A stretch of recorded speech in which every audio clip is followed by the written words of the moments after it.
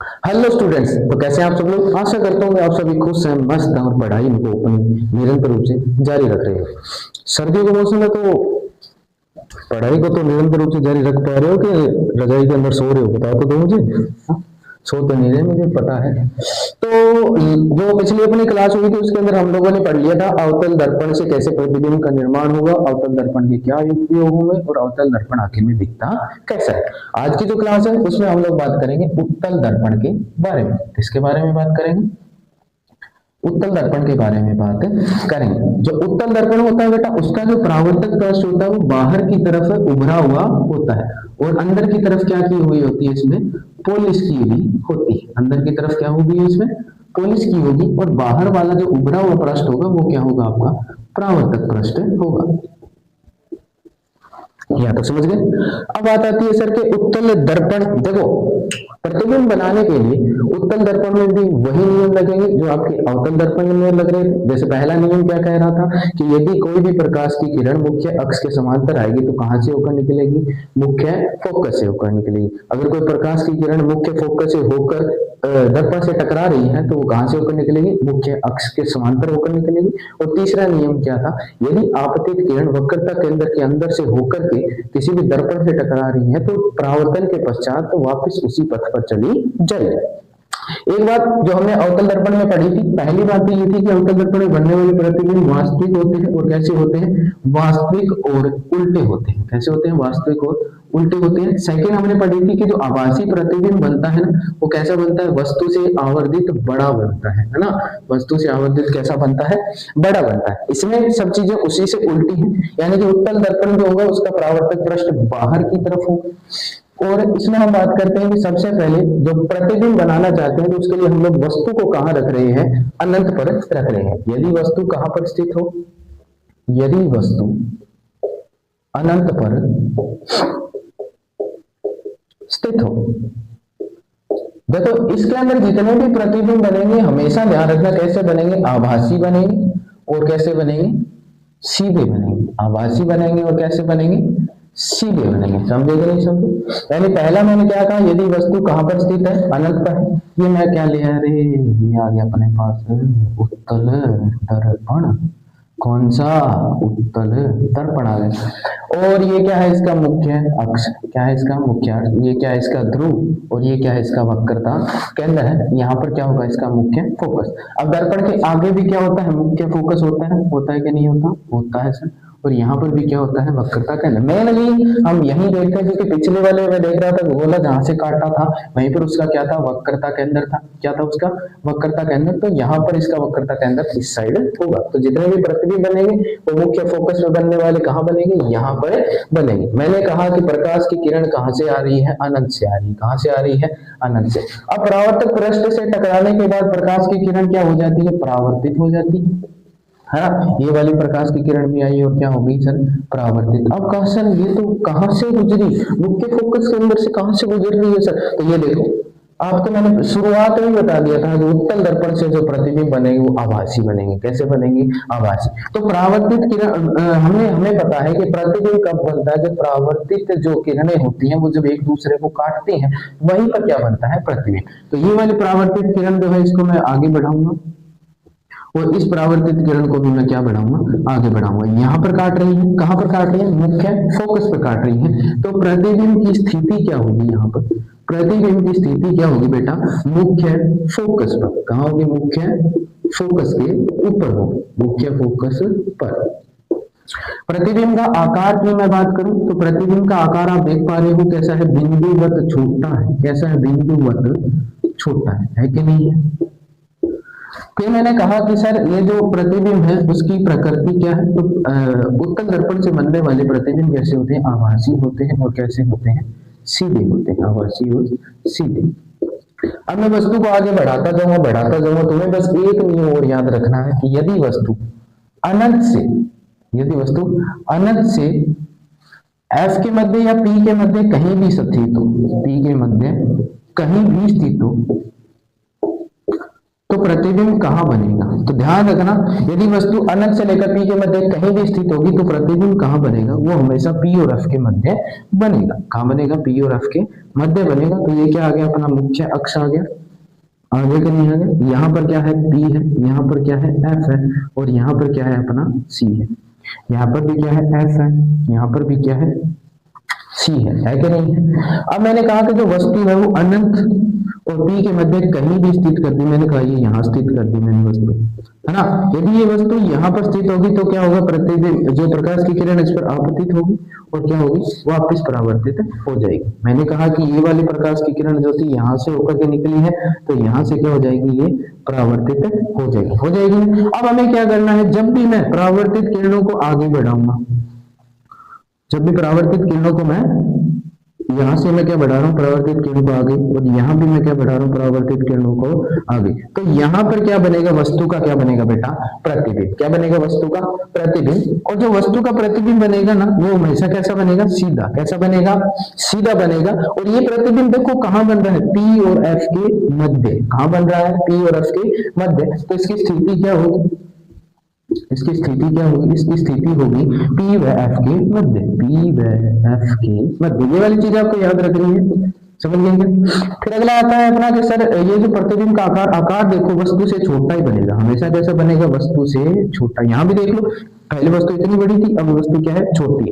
तो यहाँ पर जो वस्तु का आकार, वो जो प्रतिबिंब का आकार है वो कैसा होगा? वस्तु से छोटा होगा। और उसके बाद में आती है प्रकृति। तो प्रकृति में पता है आभासी और सीधा। आभासी और सीधा। समझे कि नहीं समझे? ये बात आती है अपनी अवतल और उत्तल दर्पण। अब उत्तल दर्पण जो होता है ना, उत्तल दर्पण, इसमें कुछ एक इंपॉर्टेंट बात ये होती है कि इसके इन प्रतिबिंब से, यानी कि उत्तल दर्पण से बने प्रतिबिंब को हम पर्दे पर नहीं उतार सकते। दर्पण से बने प्रतिबिंब को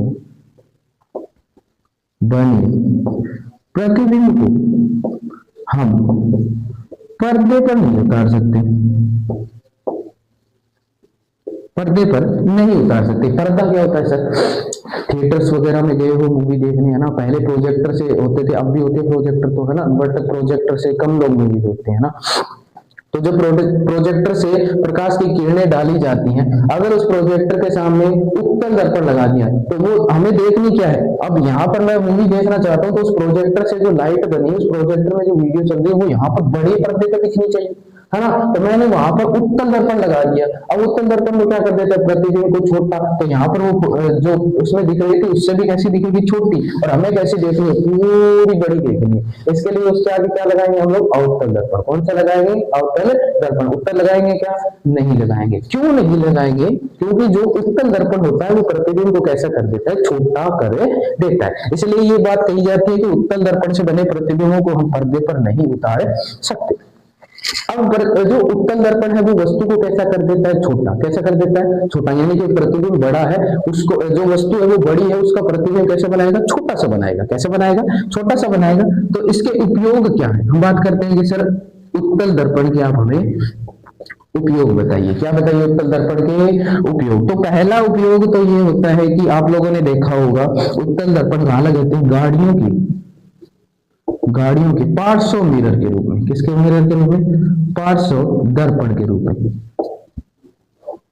है ना। गाड़ियों के पीछे जो गाड़ियों के साइड में जो साइड मिरर लगे होते हैं, उसमें क्या होता है कि हमें पीछे आ रही सारा का सारा क्लाइमेट देखना होता है। गाड़ी कितनी आ रही है, पेड़ कितने हैं, कौन आ रहा है पीछे से, कौन नहीं आ रहा पीछे से। तो ये इसके लिए हमें क्या करना पड़ेगा? उस पूरे बड़े बिंब का हमें एक छोटा सा प्रतिबिंब देखना है किसमें। इसके लिए हम लोग कौन से दर्पण का उपयोग करते हैं? उत्तल दर्पण का उपयोग करते हैं। आप लोग एटीएम में गए होंगे पैसे निकालने, पैसे वाले लोग हो, तो एटीएम के अंदर जो आप लोगों ने देखा होगा, एटीएम मशीनों पर एक छोटा सा दर्पण लगा होता है ना। ऐसे मुंह देखते हो ना उसमें जाकर के, हाँ भाई कैसा दिख रहा हूँ, अच्छा दिख रहा हूँ, पैसे निकाल लूंगा, है ना। तो उसमें क्या होता है? उन एटीएम मशीनें जो होती है ना, उस पे जो दर्पण लगा होता है वो भी कौन सा होता है? उत्तल दर्पण होता है। कहने का मतलब यदि हमें वस्तु को का छोटा प्रतिबिंब देखना है तो हमें कौन से दर्पण का उपयोग करना पड़ेगा? उत्तल दर्पण का उपयोग करना पड़ेगा। गाड़ी लेके जाते हो कहीं, है गाड़ी लेके जाते हो तो पीछे दर्पण होता है ना। आजकल बच्चे क्या है कि गाड़ियां लेके चले जाते हैं ना, और गाड़ियों के पीछे लगे होते हैं पार्श्व दर्पण, तो उसमें देख लेते हो आप लोग, है ना, कि पीछे क्या आ रहा है, नहीं आ रहा। अब हम लोग बात करेंगे कि गोलीय दर्पण में चिन्ह परिपाटी की। गोलीय दर्पण में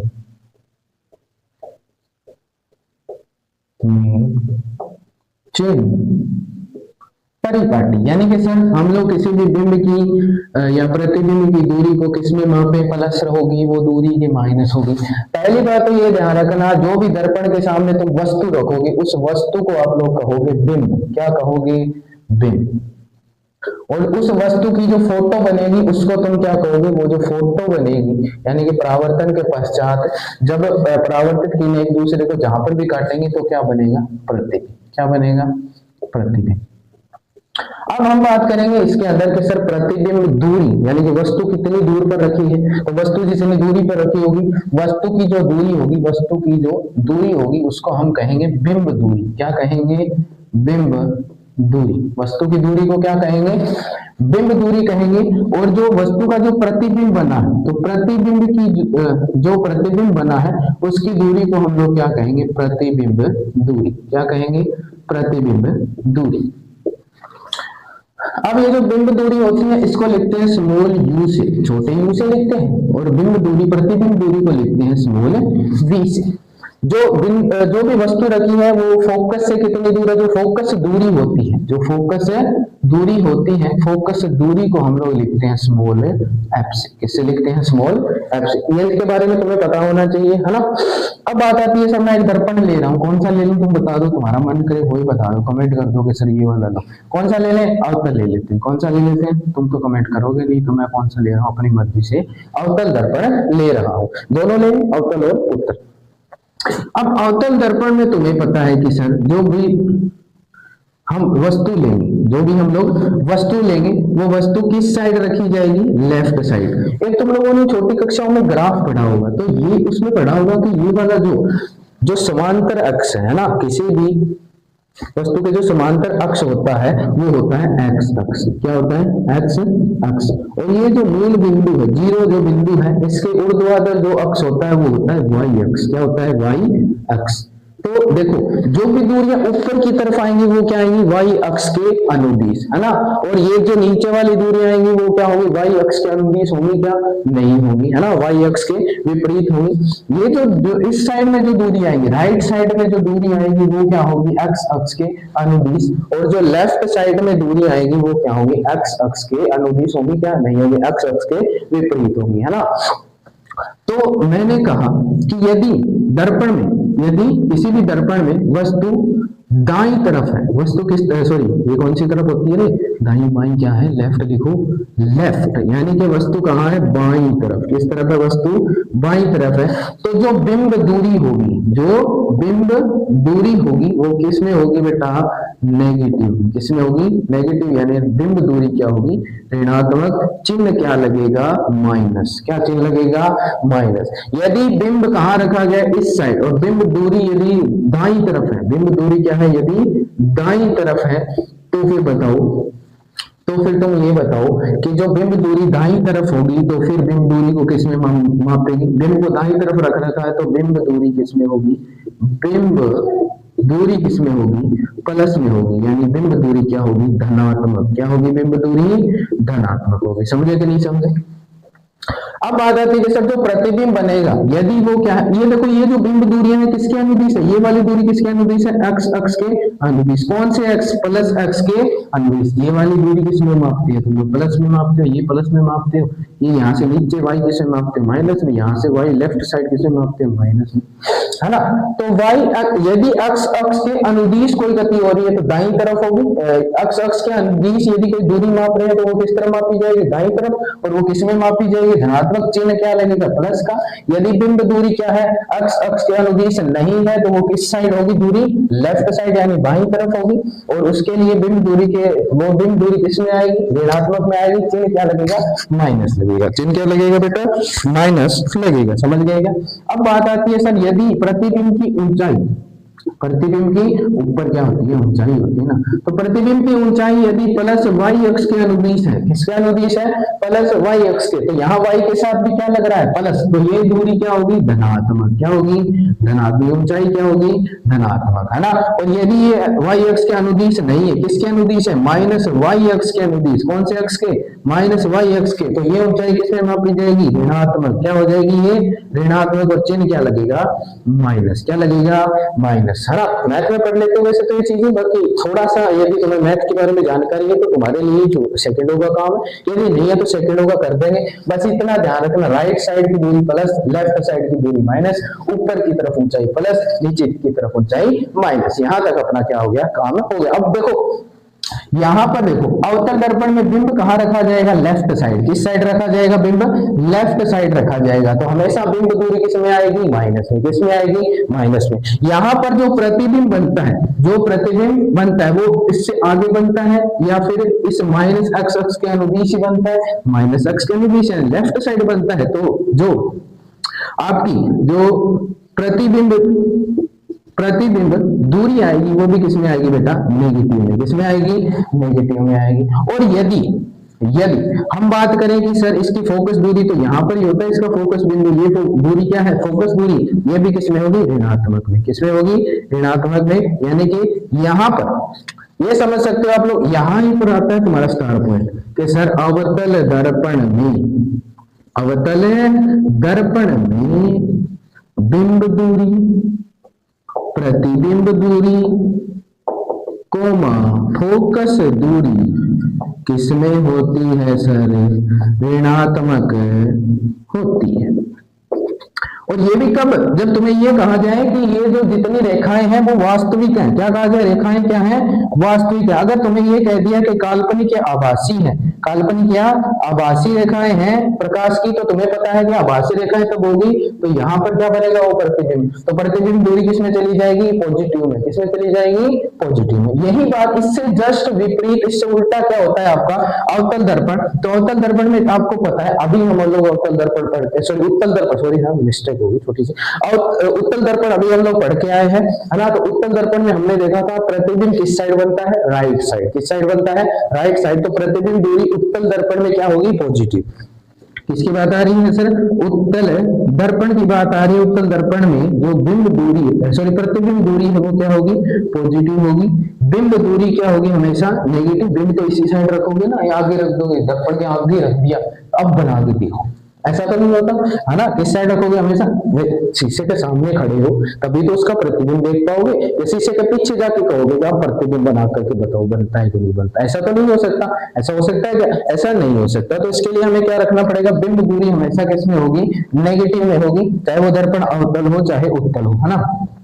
फिर बात आती है फोकस दूरी, और यहाँ पर फोकस दूरी इस साइड आती है, इस फोकस बिंदु में बनता है, तो फोकस दूरी भी क्या होगी, पॉजिटिव होगी, क्या होगी, पॉजिटिव। ये वाली चीजें तुम्हें जब दर्पण सूत्र का हम लोग सवाल करेंगे उसके अंदर बहुत ज्यादा काम में आएंगी, क्या आएंगी, बहुत ज्यादा काम में आएंगी, है ना। तो पढ़ रहे हो, देखो इन चीजों को ध्यान से पढ़ोगे तभी चीजें याद होंगी। ये नहीं कि मतलब सुबह उठ गए, अब तो सर्दियों के दिन चल रहे हैं, तो सुबह उठ गए, नहा धो लिए, रजाई में बैठे, अब रजाई में बैठते क्या आती है नींद, तो चीजों को क्या नहीं कर पाते तुम लोग, बार बार रिवाइज नहीं कर पाते, है ना। एक तो ऊपर से तुम्हें मिल जाती है चाय, और चाय तुम लोगों को वैसे बहुत ज्यादा क्या होती है, पसंद, है ना। क्योंकि आजकल इंस्टाग्राम वगैरह का जमाना है, तो बच्चे वही वो देखते हैं, है ना। और वही वो रील आ जाती है उनके सामने, कौन से, कि एकता तेरा ना पसंद है, दूजी सानू चा पसंद है, जिस थाते हुए तू सानू ओहर था पसंद है, जेड़ी रात तो तू गुजरी है सानू ओहर राह पसंद है। तू सानू पसंद है इसलिए तेरे नाल मोहब्बत नहीं, तेरे नाल मोहब्बत है सानू तू ता पसंद। ये वाली चीजें पढ़ते रहते, ये देखा करो, है ना। तुम क्या देखा करो, काम की चीजें देखा करो कि सर ये देखो, यदि प्रतिबिंब के सामने कोई भी वस्तु, यदि किसी भी दर्पण के सामने कोई वस्तु है, उसका प्रतिबिंब बन रहा है, राइट साइड बना तो पॉजिटिव, लेफ्ट साइड बना तो नेगेटिव, ऊपर बना, यदि जो प्रतिबिंब सीधा बना तो ऊंचाई पॉजिटिव, उल्टा बना तो ऊंचाई नेगेटिव। अवतल दर्पण के अंदर क्या होता है, बिंब दूरी, प्रतिबिंब दूरी, फोकस दूरी, तीनों के तीनों ऋणात्मक होंगी। कब होंगी, जब क्या होगा, वास्तविक रेखाएं होंगी। और कब नहीं तभी होगा जब आभासी बनेगी। हाँ, रेखाएं कैसी होंगी? आभासी होंगी। दूसरी बात, जो उत्तल दर्पण होता है उसमें प्रतिबिंब दूरी भी पॉजिटिव, बिंब दूरी भी नेगेटिव और फोकस दूरी भी क्या होती है? पॉजिटिव होती है। ये वाली चीजें।